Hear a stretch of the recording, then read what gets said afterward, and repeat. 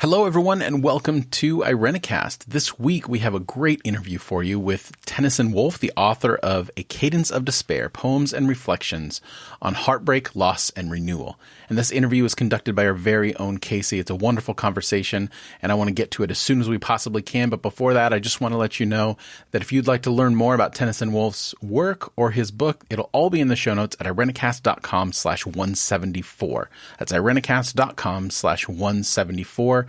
You'll find all the ways you can connect with the show and also including how you can support the work that we do here at Irenicast. It's irenicast.com/174. And while you're there, you can check out all the other things that we have on the website, including past episodes and all the different ways to subscribe depending upon the platform that you listen to podcasts on. So without any further ado, here is this week's interview with Tenneson Woolf.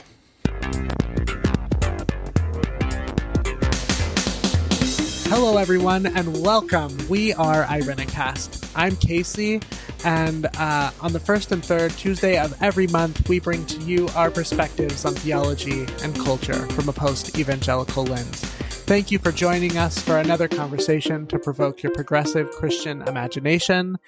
This week, I am riding solo. Well, not necessarily solo. I am here with my good friend Tenneson Woolf, who is an author, a brilliant thinker. Let me just share with you a little bit about who he is. He's a consultant, a facilitator, a workshop leader, coach, teacher, writer, and my friend. He is committed to improving the quality of collaboration and imagination needed in groups, teams, communities, and organizations to help us be in times such as these with consciousness, kindness, and learning. We all definitely need that. His work has been, I would say, successful. He may disagree, for 20 plus years, and he has designed and led meetings are in a variety of formats, from strategic visioning with boards to large conference designs to just being in community and listening to one another. Tenneson, thank you for joining me today. I'm super glad to join you, Casey. So one of the things that you asked me that I would like to start by asking you is, what is it like to be you, Tenneson? Who are you? And followed by, what has your attention? And then again, what has that got to do with you? Oh boy. Okay, well, I'll follow the crossover then. Thanks for the questions. Casey, who I am in this moment, in this, this minute of time, this 5 minutes of time, is someone who's like glad to be in contact with you. I'm glad that we have a friendship. You named a few things in the introduction of both me and your podcast and some of what you're about that are immediate flags. In some way, I'm, a squirrel chaser because things get my attention in the moment, and I feel like, ooh, let's stay there. Let's play with that. So you mentioned some things, theology as one of them. I am not of a particular religious tradition, and yet I find myself hanging out and being with many people who are pastors and part of faith communities and faith traditions. And there's something about that I love. I love being able to be in, and I'm going to relanguage it just a little bit, a world where there's attention to the things not only seen but unseen, because I like that kind of stuff. I'm the kind of person that feels like there's always more going on than we see. There's always more unseen than there is seen. A mutual friend that you and I have referenced before, my colleague and good friend Quinita, we just did a little podcast on the difference between being a human being having a spiritual experience and a spiritual being having a human experience, and sort of playing with the difference in that orientation. You mentioned in some of the introductory words there, again, something about creating cultures or cultures of creativity. That's one thing that I relate to.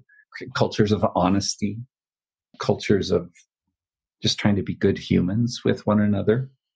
There's something about imagination. Yeah, there's something about progressive also. I know that that's part of your desire with what you create in your life, and a little bit through this podcast also. I think there's just oodles of stuff for us to explore, and as human beings and as human communities. And I'm going to stretch it beyond human communities also. It's not just a human world here. Yeah, that's right. There's so many easy places to land in and all of that. So all of the things that you read or shared or spoke a little bit about me are all relevant touchstones. I do consulting. Most of my work is community engagement stuff. I'm a group process person. I do some pretty serious stuff with people, and I do some of the fluffy stuff also, like or the seemingly fluffy. I'm going to rename it that way. Yeah, right. It looks like it's fluffy, but there's some damn straight purpose going on there. Totally. So what's it like to be me? I'm a human being that is, here we are living in coronavirus times, and I'm a person who feels the sorrow. I feel angst. I feel grief, pain, suffering, and all of that. There's something that I also like about the reworking of who we are as human beings, like the can't help but question a bit more, perhaps some of who we are and who we are together and how we are together. So I have all of those things attentively in me. I know that one of our connection points here has been my book, A Cadence of Despair, Poems and Reflections on Heartbreak, Loss, and Renewal. That's a recent publication for me, and there's something in the artistry of being able to work with words or images or dreams recalled or stories shared that somehow feels very alive to me. Like, there's so much more than just conveying data with one another. How any of us get to sort of the more deeply embedded, human experience with one another. I've always been the kind of person that's just like super interested in all of that, and it feels super useful. It totally does. Well, that was kind of blathery sort of stuff, but it plays a little bit into the questions. Yeah, it's good. And we are certainly going to talk about your book, which is remarkable, by the way, just remarkable. Again, as I was sharing earlier, I was rereading through some of it this morning, sitting on my back deck, and I just thought to myself, who is this guy? Like, I feel so honored that he is my friend, because I resonate with so much of what you share in your book. But I just have a few questions for you, Tenneson. First of all, you said at one point, that you hang out with these theology types, these religious types, but you said, but you live outside of that. That's not where you live. And I think for a lot of our listeners, they sort of feel like they are living on the periphery, whether they've walked away by choice or they've been thrown out. And I think for many of us, we still feel that way, that we live on the periphery of that community. And then you said later something like, you're trying to make connections as to what is going on. You talked about what you and Juanita had this recent conversation about, are we humans having a spiritual experience? Or are we spiritual beings having a human experience? In the midst of COVID, in the midst of living on the periphery of these theological conversations, how do you piece all of this together? What the hell is going on, Tenneson? I don't know if I can piece all of that together, but I might be able to sort of, how, like, if you ever do a puzzle on a table, you don't just do it all at once. You sort of start with little corners and totally pieces. Yeah. Or start with the edges, so that you can begin to explore the middle. I'll speak a little bit about I'm letting myself think out loud a little bit here, Casey. In a religious sense, I didn't grow up in a religious tradition. We were not churchgoers. I think my parents sent my older sister and I off to church a couple of times, but I really don't have memories of like going as a family. We weren't that kind of family. I grew up in a very loving family and group of people. And at one point along the way, I realized that I was describing the family that I grew up in from a religious side by saying it was a religion of there's always room for one more at the table. Beautiful. We were not churchgoers, but there was a kindness or a welcome. And I really think of my grandparents that way, who lived through Depression era times, financial depression, and just sort of the 30s and 40s and 1930s and 1940s. And they were just people who like many of their time, just you helped each other. You helped your neighbor. You did what you could to try to help out. That's really the context that I grew up in.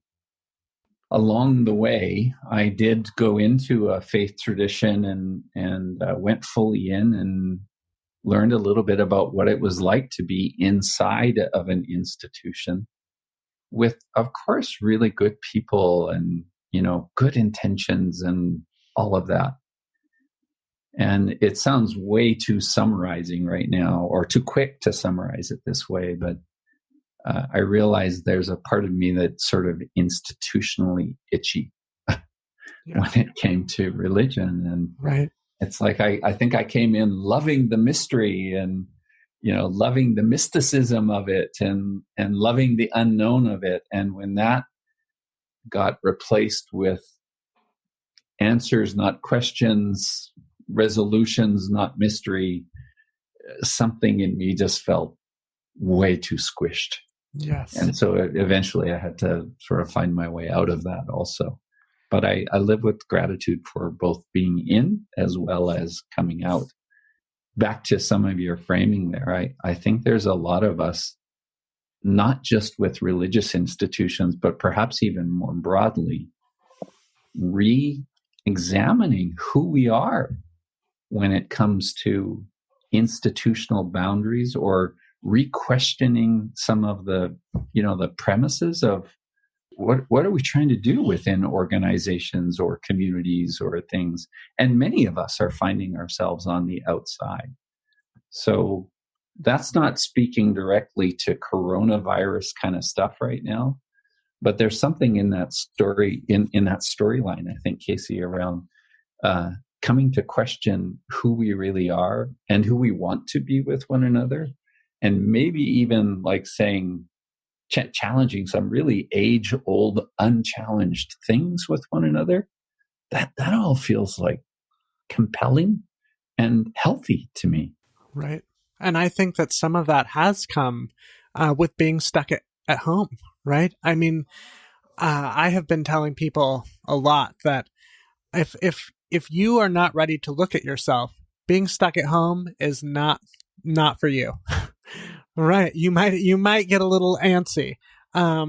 Because I know in my own life and in the people around me who I love, it has really awakened things in them, whether that be the lack of creativity they were having before coronavirus, right? Where all of a sudden they're picking up hobbies that they had once let go of because they were too busy, I mean, every day I feel like I'm on damn Facebook and someone is baking something delicious, right? Because they have found the time to work with their hands, to garden, to cook, to be in relationship with their families.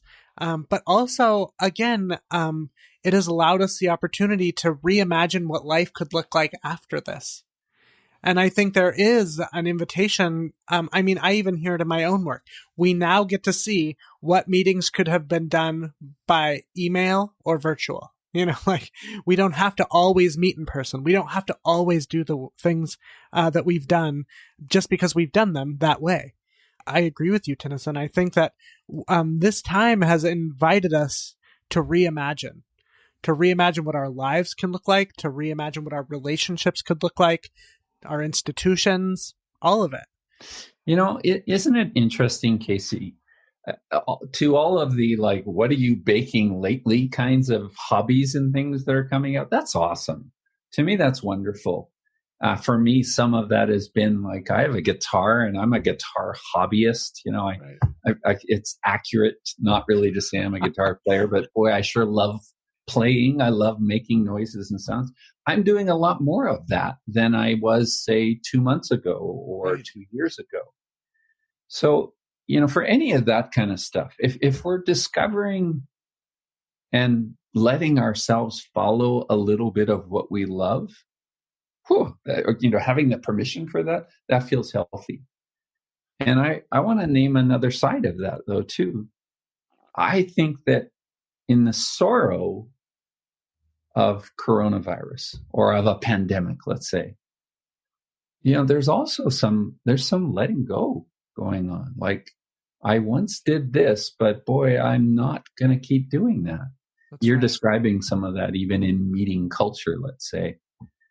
But I think one of the other things that's really coming is there has been a requirement. Does everybody do this? No, but I'm encouraged by the increased level of this, let's say, that's really had to take on some tough stuff. Like when you start to face your own mortality in another way, there can be something really difficult, but also liberating in that also. Right. So the fact that any of us have come to, an added relationship with our own mortality or our own relationship to illness, our own relationship to fear. What if I get this virus? What if people I love get sick, die? I think we've really had to come to terms with fear in a different way. And that isn't sort of like party material, but boy, it's sure good consciousness material. Indeed. As you're talking, I'm even thinking about the people who are still in religious contexts, who have thought about leaving, who have been too afraid to leave because, if they're not there on Sunday morning, someone will notice. And this gives them the opportunity, to sort of let go, in a very subtle way. And I think there are a lot of people that are going to look at some of the things that they were doing, like you said, before coronavirus and say, this doesn't feed me anymore. This wasn't feeding me before the virus, but it certainly isn't feeding me now. It's a gut check, isn't it? It totally is. Yeah. And I just imagine in faith communities, yes, and in lots of other communities also. That's right. I think there's going to be a whole layer of, I'm not coming back. It's become clear to me. And that's not to say, abandon where you've been, or even just abandon some things that are difficult, because all communities come with difficulty and struggle. And, I think those are some of the things that we need to work out. But boy, to revisit a little of, what do I really care about? And what can I commit, or what am I, or what adds life by my commitment? I think a lot of us are in those flavors of questions. Yeah, I would agree. Thank you for that. So everyone, that was just the introduction to Tenneson Woolf. We haven't even begun to talk about the book. But if you just hear this man speak, you can hear what a gem he is. And so again, Tenneson, thank you for being with us. And you wrote this book, A Cadence of Despair, Poems and Reflections on Heartbreak, Loss, and Renewal. What led you to write this book? Yeah. Thanks for asking that. I am just going to tag a little bit there too from what you just spoke, because Casey, you have a way of sort of welcoming deeper presence in people. I know that personally with you, and I've seen some of that also with a few other people. But thanks for all of the appreciations for depth of speaking and all of that. You have a way of calling that out in people too. So I just want to name that. As it pertains to this book, I'm going to let myself go back in time a little bit. I am a regular journaling person. Most of my journaling comes in the form of typing on my laptop in the mornings. Some of it comes in the form of an actual, notebook that I have where I'm going to scribble and write with pens. But I'm a regular journaler, and that goes back over the last 10 years in a pretty, 3 to 5 times a week kind of way. It's mostly like, I need to get some of that stuff from the inside out into a form. That's mostly just for me. It's journals that are written and then shoved away in a closet or stored on a hard drive somewhere and never revisited again. That's the more primary mode for me. But I think journaling has created a kind of thoughtfulness in me. I have a strong enough introvert in me that needs to have a few mediums to try and explore something a little more externally, or at least bridging the internal and the external. So there's regular journaling going on. 2 years ago, I did something that I have not really done before. I went back into my journal from the previous year. 2018 was a pretty challenging year for me that included the reality of a relationship that was coming to an end, divorce, and so much of the struggle that goes with that. It would be easy for me to say, it would be easy but inaccurate also for me to say, well, I was going through a divorce and all these things were happening.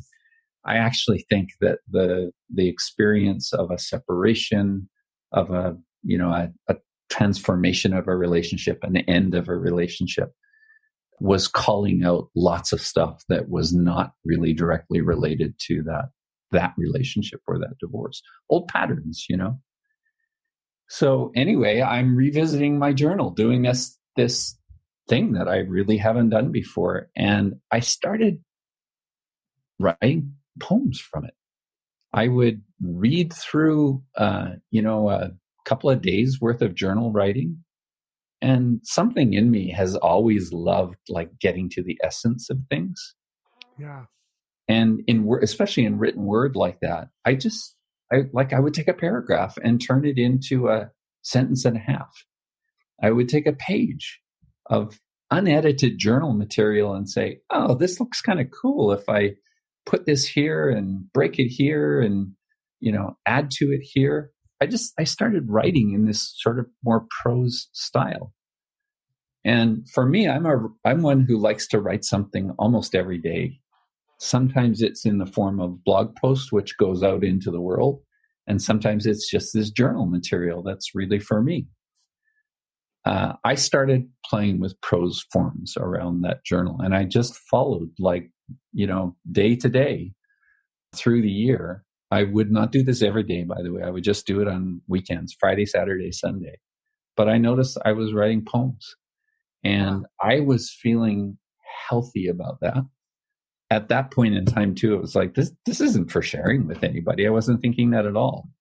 But after I'd done that for about 3 months and realized I've got quite a few poems here, and I did share it with a friend of mine, a couple friends, but a friend who also knows a fair amount about publishing and that kind of stuff. And he really encouraged me to think of collecting these into a publication. So somewhere about 3 months deep into revisiting that old journal and realizing there's some health and well-being in working these into poems, especially, I started to realize maybe these might have some value with other people also. And the title, I should go back to that. The title just came at one point, A Cadence of Despair. I sort of like the energy of movement or steps, although that sounds a little more rigid sometimes than I feel it. And despair was a key thing because I felt like underneath many of those writings, I was daring to come into more of a relationship with despair, which I think more often than not prior to that, I was wanting to avoid. I was wanting to deny. Yeah, I think that's common for many of us, right? Despair is not somewhere we like to go, especially alone. And so I think that maybe, I'm a 4 in the Enneagram, and so I can sit with some of this because it's sort of my own inner work. As I've said to you before, as I read through your book, I resonate with so much of it. Not that we have had the same experiences, but I know the darkness. I think many of us know the darkness. Some of us have a tendency to turn away from it. Some of us have a tendency to turn towards it. There's a lot that plays into how we navigate despair. I would be interested, Tenneson, in just hearing you sort of talk about, if you are someone who is prone to turn away, what was it like to be forced to deal with it? Tell me about the cadence. Tell me about the dance, Tenneson. Like, that's what I really want to hear some of that. Yeah, thanks for that, Casey. I feel like I've been in friendship mostly with a number of really, really good people who are smart enough to encourage options beyond denial. Right. The sign of a good friend. Yeah, and friends who know enough about circumstance to, gently guide or invite or sometimes push a little bit. So I feel like I've had some good people. And when I say some good people, I'm going all the way back to my grandmothers, for that matter, in some way, without me knowing it as a younger boy. I think they were encouraging emotional honesty, emotional intelligence, for that matter, some of those things. But I definitely have a denial streak in me. When I was writing these poems, Casey, I wasn't thinking a book. Right. I was just writing, Yeah. because it's like I couldn't not write. And somewhere in that was finding, movement or health or well-being or something in those directions. After I'd written enough, it was a natural step, actually, for me to say, I've got all these poems. Like, I was just following a chronology from my journal. And I thought, there's another choice here. And I started grouping them into categories. Literally, printed out papers and was standing with a stack full of, eventually, about 300 papers, 300 poems, and saying, okay, what if I made some categories here? And I literally stood at my kitchen counter with these papers and, licking the thumb, going through them and saying, well, that seems like this. This seems like this. This seems like this. And I just very intuitively grouped them into categories. Now, those categories eventually became chapters. And through the guidance of one of my writing teachers, which just was really, really helpful, she encouraged me to try to create a map or a trajectory. Now, the trajectory, to me, it was really important not to go too quickly to a resolution. Yeah. I was depressed. I was suicidal. I felt massive despair, and then everything was okay. That's too simplified of a story. And I think, like you were saying earlier here, we live in a culture. Why do we get denial? Why do we get avoidance? Those things. Because in many ways, our culture is programmed for ascent. Yeah. We're programmed to go up and follow the light and those wonderful things. But what we miss, I think, is the gift of the descent, the gift of like going down. And so anyway, in these chapters, I sort of started to feel them, and then I grouped them in a little bit of a map there. It started with pain and grief and shame, like grouping some of the poems that was kind of the title. When I let myself look at this, clump of papers, some of which, of course, didn't make it anywhere near the book. The first one, that group, was pain and grief and shame. And then there was another stack of poems that were a little bit more about loss. And then from there, I had a pile that was on hints and insights. So after that descent of pain, grief, and shame and loss, there's a little pop-up. Let's not resolve it all, but let's peek up a little bit. Be in the learning that is, what comes out of that struggle.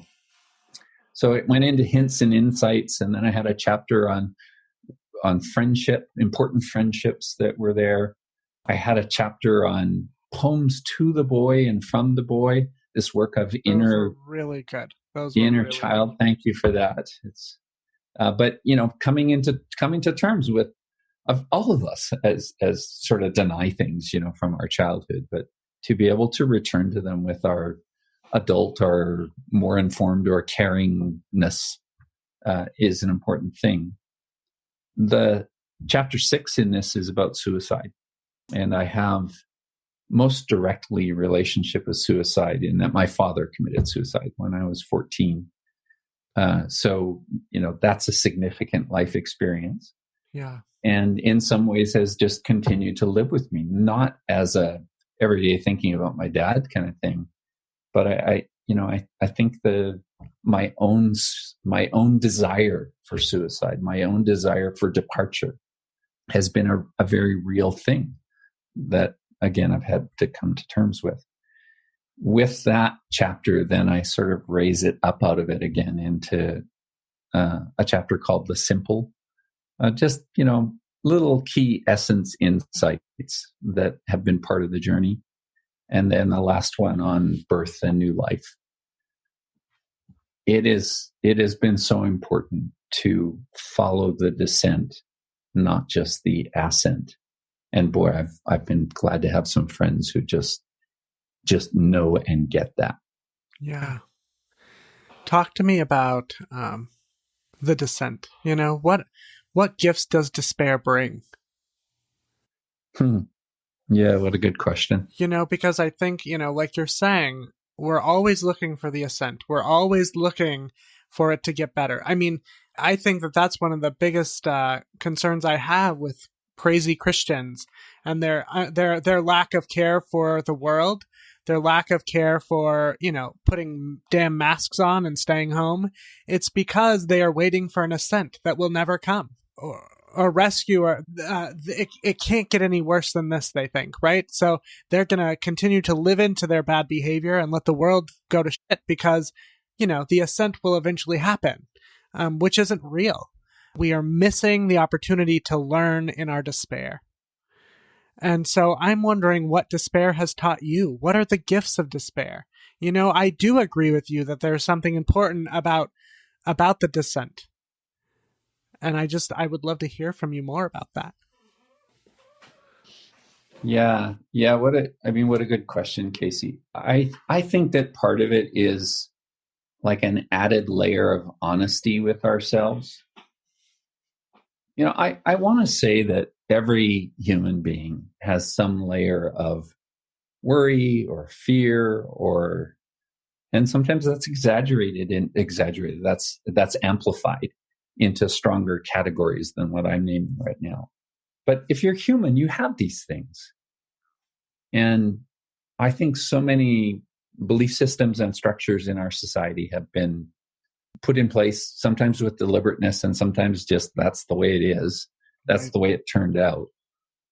Because we all want to be such good people, Right. We lose the gift of some realness. So maybe there's something about honesty. What's a gift of despair? There's something about needing to be honest with yourself or honest with others. Yeah. There's something about needing to be vulnerable, or vulnerability just being a natural quality. I think there's just something about the honesty. And anytime that any of us find a bit more honesty of who we are, I think that welcomes our neighbors to be a little bit more of who they are also. And that seems to just, that whatever that honesty is, or whatever that more options than just denial and hiding are, that feels healthy to me. I mean, I work with an organizational principle around, if you want a system to be healthy, connect it to more of itself. That applies to we as individual human beings also. Absolutely. Can we be in touch with, the things that we fear? Another friend of mine had said, when I was sharing some of this with him and some other conversations, And he just reflected back to me. He said, often the most personal, the things that we think we need to keep most private because we're the only ones, are in fact the most universal. And anytime we create that bridge from this seemingly, must be private, personal, into, oh, wait a minute, there's something much, much, much more shared here that's valuable. I think another layer of this, Casey, is I like the initiatory language. And this has become part of some of the programs that I'm a part of with Quinita Robertson. Initiatory language simplified down into 3 stages. There's departure, there's ordeal, and then there's return. And it's often in initiatory experience that, like, we grow as people and we grow as communities. We dare to go to the underworld to come back with something that helps ourselves or our communities, the people that we're with. And despair, being in relationship with despair, it fits into that also. The departure might be moving away from the imposed belief that everything is just swell, and instead daring to dwell in the depression, the anger, the fear, the hurt, the worry, the rage, any of those kinds of emotions, and dwell in them. Like, don't fix it too soon. Don't pull out like, well, there's a birthday party going on and everybody's got to be happy and blow out candles. Like just don't pop out of it. Stay in the challenge. Stay in the ordeal of things. And I think I'm a person, Casey, that's just always believed that, if you can stay in stuff like that, there's gifts that can come. Added insight, added consciousness, added kindness, added self-respect or love, which turns out, of course, enables love and respect with others also, or love and kindness with others. So I think that despair is a hell of a teacher. Totally. But it takes an ability to go down to the floor. That's right. Literally, right? I mean, as you write in your book, literally down to the floor, into the closet, I think there's a truth that despair invites in us, because there's no hiding. There's no more hiding. You can't go anywhere. You can't fix it immediately. You can't button right back up. It turns out it takes energy to deny those things, and I want part of the mystery in this for me, Casey, is it doesn't mean that all of us need to burp out every thought or emotion that we have. There are situationally relevant contexts or circumstances where, it's more helpful. But I think pushing the edges to more disclosure or more honesty is just a massively important thing. It takes energy to hold it all in. Right.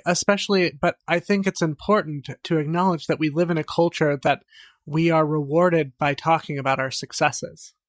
We are rewarded for how put together we actually are. Oh, yeah.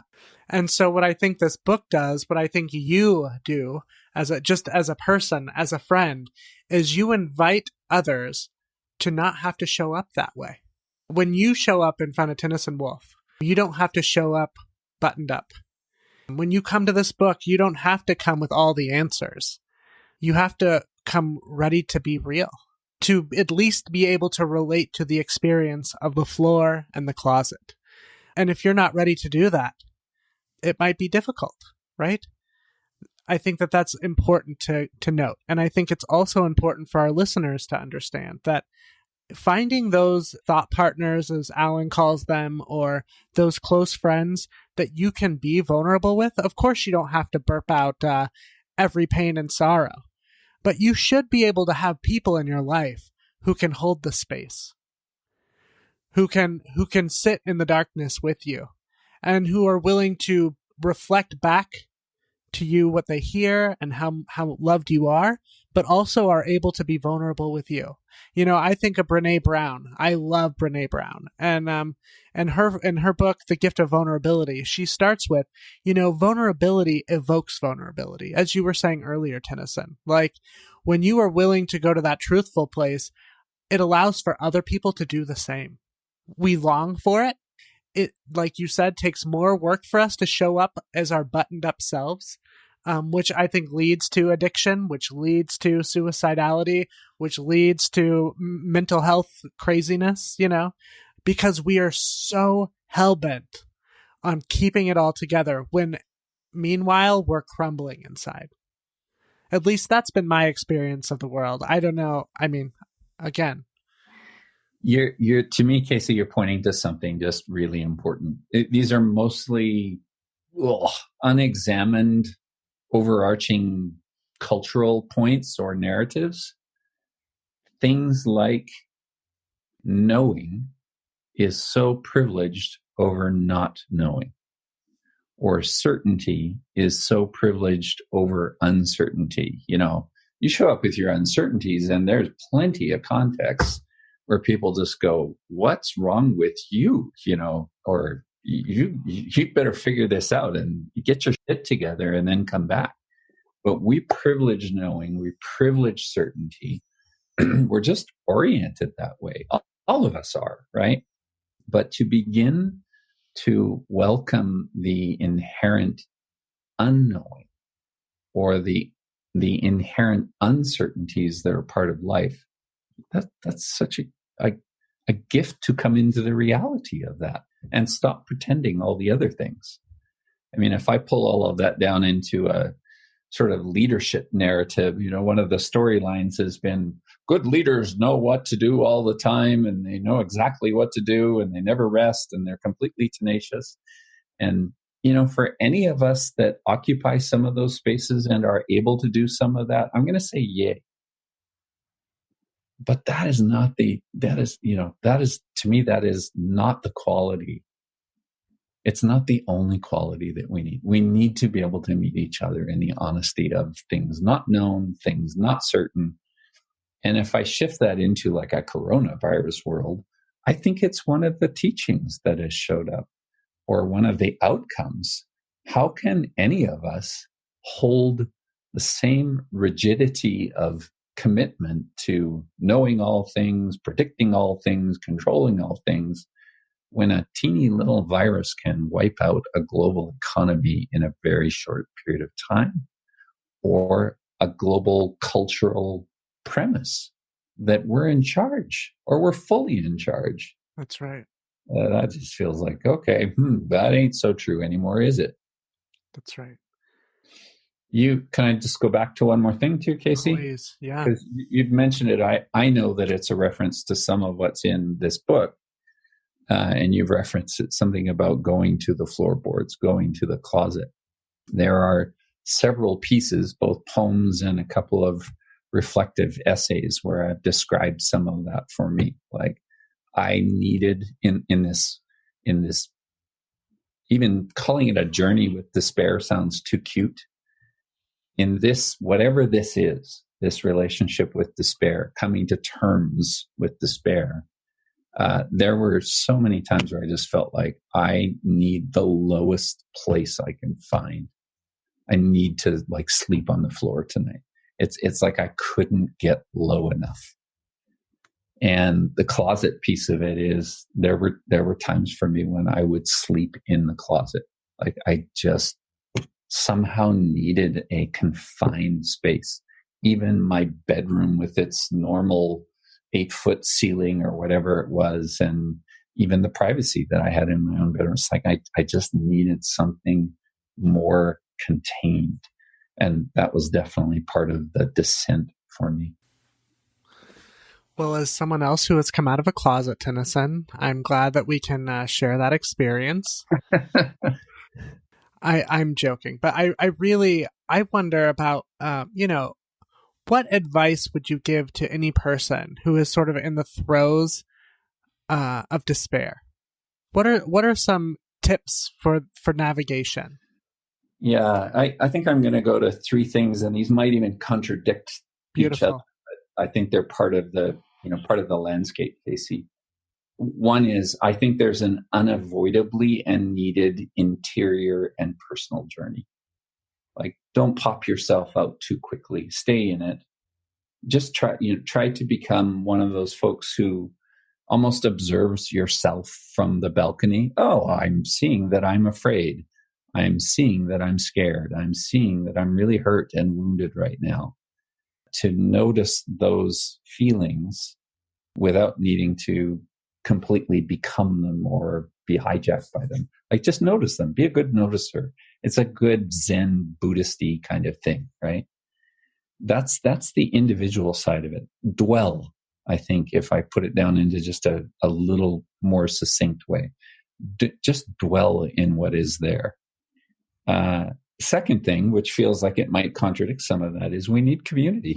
We do need people. It turns out, we need some friends. I'm glad for everything from providence and grace to friends who won't let go, who come for me. There are, or family also in some way. We need some layer of community to witness what we're in, or to even just protect the space of where we're in. I had one of my just a good friend and someone who's been really influential for me over the years. She described a time in her life from long, long ago when she was in utter despair. And she described how in her family system at the time, her mom was really worried. Like, we got to do something about her. We gotta, it was fixing energy. It was loving energy, let's be clear, but it was fixing energy. And her dad, the way that she described it, just said, no, just let her be. She's okay. She was like staring out the window for hours and hours and days and days. No, just let her be. I think we need some people like that sort of protect the space a little, so that we can be in the dwelling, if you will. Or just to check on us. Like, it's not answers. Just check on us every now and then. A little lifeline, but a slack one. It's not a tight line as I see it. So, what are the to-dos? There's a little bit of that. I think there's also some really just valuable thought processes. I don't know if I want to call it that, consciousness processes, awareness or awakeness processes. For any that have meditation habits, I think that's a dandy. I need those. For me, it's often 15, 20 minutes in the morning to just try to be quiet, just to let thoughts go. For me, the process of being in journaling, having a form to be able to write unedited, it's not for anybody to see, be able to have some practice that way is also a helpful thing. And then you can do all kinds of things that some good therapists would have more to say than I would about having a dialogue with these many aspects of yourselves. But a little bit of meditation practice, a little bit of writing practice, expressive practice, and other physical things like, oh my gosh, do something physical, go for a walk, ride a bike, dance, do yoga, whatever those kinds of things are for you. I think something about the physicality in the way that it moves with our spirit and our emotional being is super important. I love having a stationary bike. Boy, I've needed that bike many times. You said a little bit about this, Tenneson, but I think one of the things that is really important is good friends. You said earlier in this conversation that it was friends who really encouraged you to write this, right? To put this together. And so for anyone who is, maybe not in the throes of despair, but is wandering with somebody, you've sort of laid out, keep the line, let it slack. But what are some other ways in which we can be in relationship with one another? Yeah. Oh, good question, Casey. I got two things that come and love to see how these play in you. One is, as principle, I think we do need people who see us. My gosh, that might mean actually some of the people that we are seemingly closest to but don't see us aren't actually the ones that we need.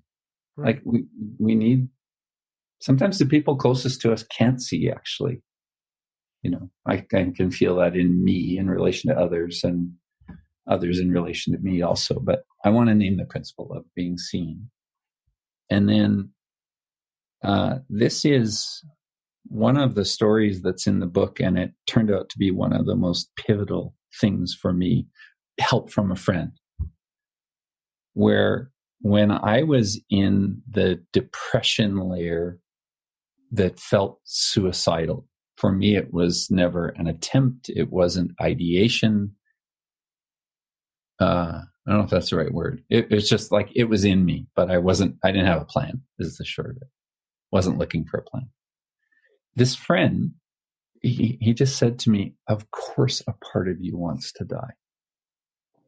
And something in those words, like that layer of witness, Casey, sort of changed things. Like it's almost like it honored the fear in me, or it reframed the honesty. Of course, a part of you wants to die. Of course, a part of you is dissatisfied with this life. Of course, a part of you is hurt.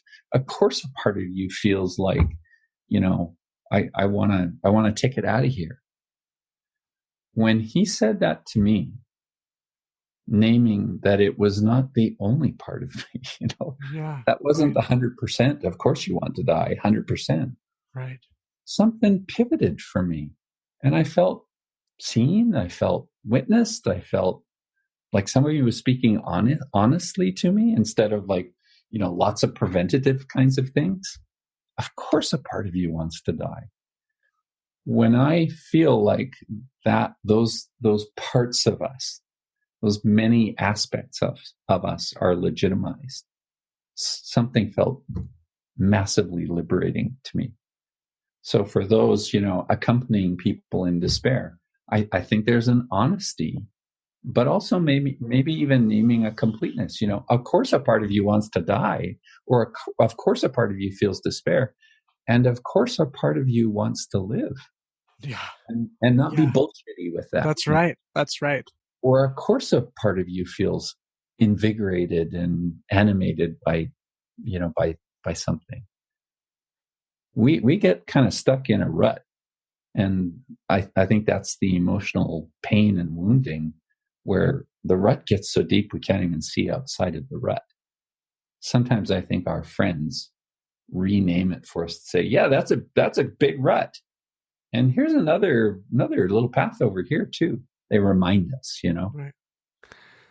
I want to play with a question that I've heard you ask people, colleagues, and myself. Something like, who are you today? Because what I think you're speaking to this idea of like, of course you want to die. And of course a piece of you wants to live. I think that is beautiful. Because I know for myself, when I am living in the descent, when I am at the floorboards, it's hard for me to imagine anything but the space, but the floorboards, but the closet. And it would mean so much to me. It is such a meaningful thing to say. And I wonder what tomorrow looks like. I know that you can only see this moment, but an invitation to imagine what tomorrow could be, that it doesn't have to be the same as today. Yeah. Super important, Casey, from what I can say. I mean, this is the realm of therapists and maybe a bit of spiritual direction. Also, you're involved in some of that. So something super important in there. I also feel like we deserve, I think we deserve the honesty of not false promises. Yeah, that's true. In other words, it comes from a good place to say, tomorrow will be different. Or it doesn't have to be, for sure. Our encouragement, any of that we extend, that's so loving and kind and well-intended. But truth is, I don't know if tomorrow will be different for you or not. But I know I'll stand with you. It's that kind of thing. Yeah, and I want to speak to that. I don't think that what I was seeking to do there was offer false hope, but it is a that is a real problem in our society, that we want to just move past the pain. And I hear that. Yeah, I think that bypass the pain and get to the outcome. That's right. That's right. The glorious outcome or something. Yeah. You earn your stripes in some of these deep emotional places. Holy shit. Holy shit, you do. So, I think chapter 1 is shame and loss, if I'm correct. Tell me what you've learned about shame, Tenneson. This is something that will really speak to me and to so many who listen. Shame is a powerful force in many of our beings. And so I would be really interested to hear your thoughts on shame. Yeah, well, you've just named a super big part of it. Shame is such a powerful force. I mean, I'm in a question of where does any of that shame come from, and where does it grow, and it just, where does it come from? It comes from so many places. I almost have to connect it back to the experience again with a friend, where in the space of a long road trip, just him and me, and generally conversational, we're just talking with one another. One of the threads of conversation was, is there anything that you feel ashamed of that you haven't spoken? And for men to welcome the legitimacy of shame, it felt so tension releasing. Because I think not just the culture of men, but contemporary culture, again, because it's pointed so much towards success and accomplishment and ascent. We do some things that avoid the shame or the embarrassment. And you asked what I've learned. I feel like maybe the most simple thing is there's rich material in the shame. There's rich material in the release. And again, discovering, like, my shame might not be your shame, but we're humans. We probably have some shame. And we can connect on the layer of, oh yeah, there's that's a good one. Here's some of the shame that I have. It feels, Casey, again, like it's speak the things that are seemingly not speakable, and there is some medicine in that. I think that is like the biggest tea truth that I've heard. Speak it, and watch what it ignites in others, right? We really do need each other. I mean, we need each other to wander with us through and in the descent. We need each other as mirrors. I mean, there's something so rich about our interconnectedness that I think we forget sometimes. Casey, you shared this with me before when we were talking a little bit about how you show up in a room.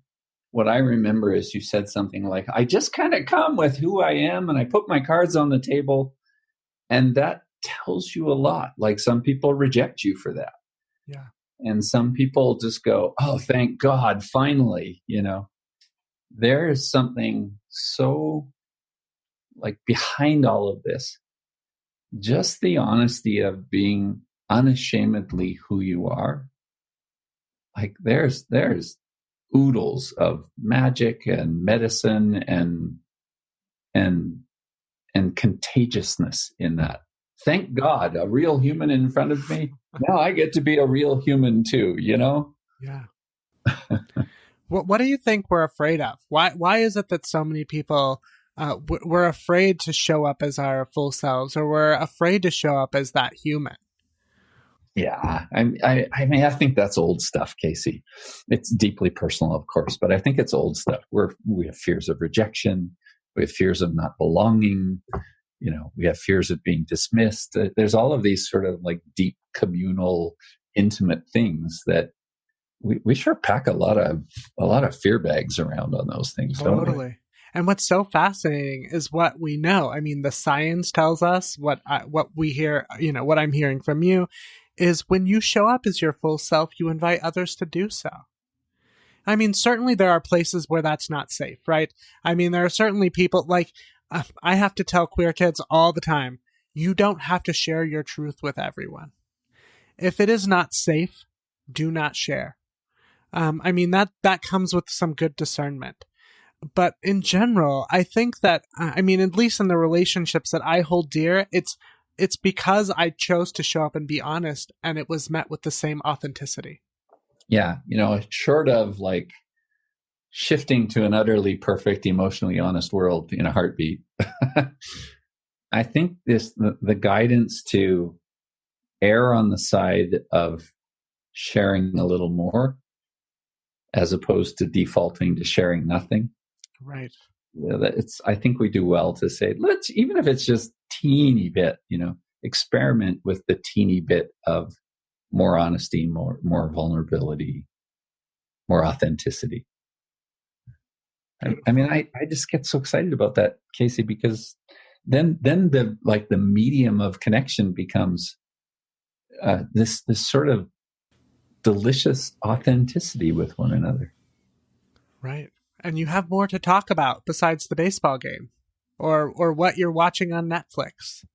Or whatever numbs you. Right. That's right. We have more choices than numbing. That's right. So Tenneson, as we're sitting here talking, I really would like to read one of your poems and have you respond to it. And even as I pull it open and I invite you to respond to what if, you start by shaking your head and saying, oh yeah. Again, that just speaks to who you are. And what I love about you is that I could see the flood of emotions just fill you as you open to that page. So let me just read it and I'd love to hear your response. So this is What If by Tenneson Woolf. What if this life could be lived as connection to the infinite? What if the infinite were found in but a thimble of experience? What if those thimbles of experience were available anywhere? What if anywhere changed everywhere? Life is but a dream, calling for our waking to the infinite of the everyday. I love hearing you read it, Casey. In this poem, like I can feel my heart just sort of drop down a bit, right? Yeah. In this poem, I think this is in the chapter that's around birth and new life. So it's coming up from despair. There are 4 or 5 core hungers that I experience in this poem. It's almost like a bit of a, what if this were some form of rule of life kind of stuff. This poem represents some of my own, just hunger for trying to find the essence of things that somehow resonate in the heart and belly. So in this poem, what if, I love asking the question, what if, just because it just invokes an energy of alternative. What if, the infinite, I hope for an infinite. I think, the way that I experience life is it's just like my belly can't argue against an infinite. It feels like there's so much, and it feels like it has this unbounded quality to me, an infinite quality. And yet, as much as I love the vastness of that, pulling it down to a thimble, there's such an attractive invitation to think that so much of the mystery or of the life force of the vitality is in the candle in front of me, or the person in front of me, or the stone on the sidewalk in front of me.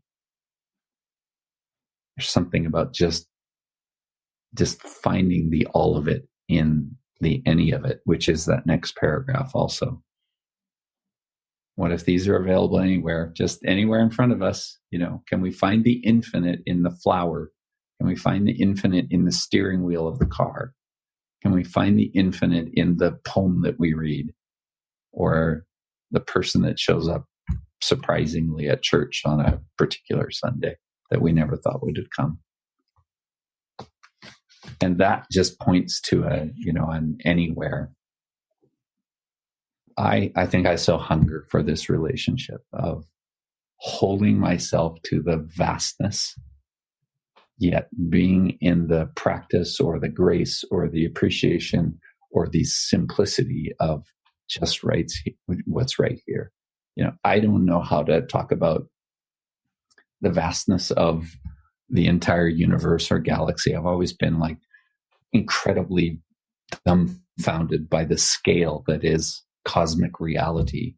Yeah. And then need to pull it down into just chopping some wood and carrying some water and doing that with a heart that is somehow woven to the infinite.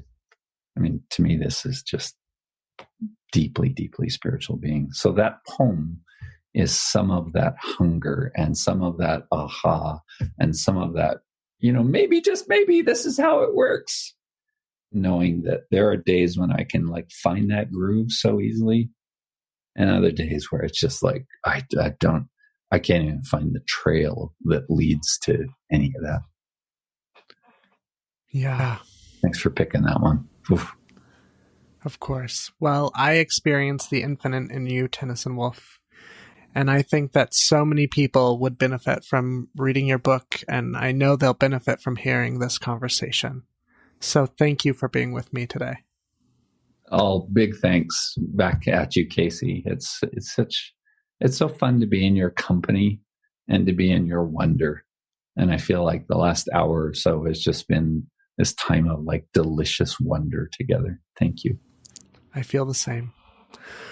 All right. Well, that will do it for us this week. If you enjoy IrenaCast and would like to join the work we are doing, please consider donating to our PayPal link at irenacast.com/PayPal. We are committed to keeping the show free for listeners, but there are costs involved, and your financial support helps. That's irenacast.com/PayPal. IrenaCast is also a nonprofit organization, so your donations are tax deductible. For more information on ways to partner with the show, please go to irenacast.com/support.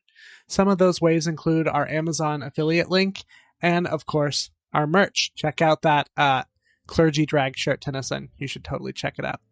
You can also support the show by simply making sure you've subscribed to the show on whatever app you listen to your podcasts on, and then leave us a rating and or review. That'll do it for us this week. I'm Casey. Thanks for joining the conversation.